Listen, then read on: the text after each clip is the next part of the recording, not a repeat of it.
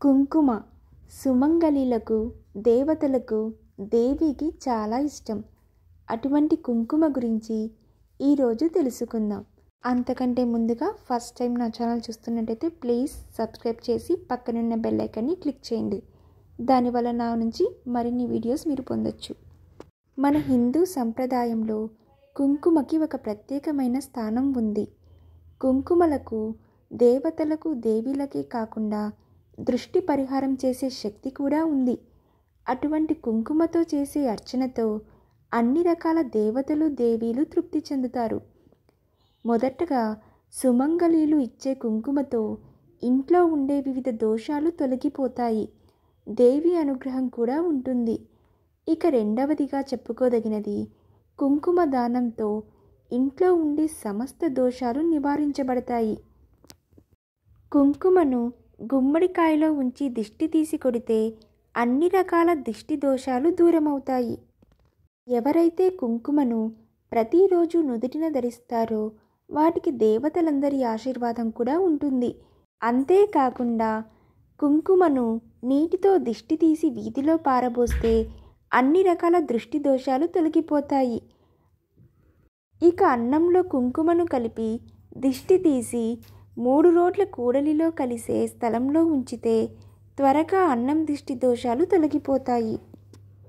ఇప్పుడు చంద్ర కుంకుమ రంగు పువ్వు గురించి తెలుసుకుందాం. ఈ కుంకుమ శ్రీ మహాలక్ష్మీదేవికి, ఆంజనేయ స్వామికి చాలా ఇష్టం.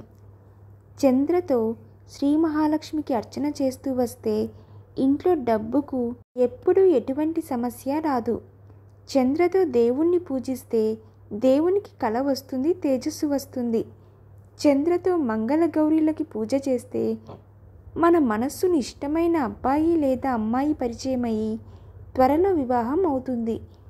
చంద్రతో శ్రీ రాధాకృష్ణ దేవునికి అష్టోత్తరం చేస్తే ఇంట్లో మంగళ కార్యాలు, ఎటువంటి సమస్యలు లేకుండా జరిగిపోతాయి. చంద్ర కలిపిన అన్నం అంటే శాల్యాన్నాన్ని పార్వతీ పరమేశ్వరులకు నైవేద్యం పెట్టి ప్రసాదాన్ని తింటే అన్ని వ్యాధులు తొలగిపోతాయి.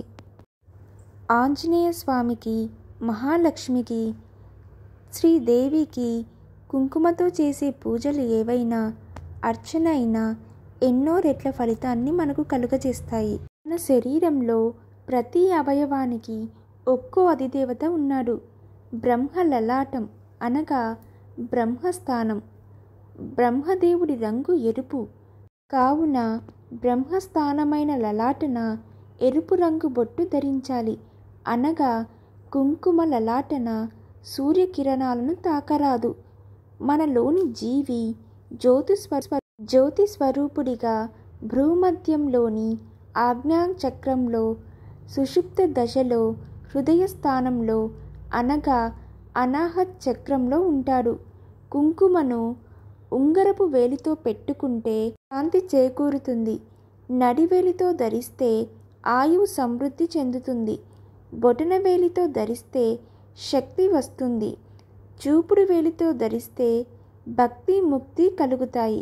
ఎప్పుడైతే నుదుటను కుంకుమ అద్దుతారో అప్పుడు జ్ఞానచక్రాన్ని పూజించినట్టు అవుతుంది.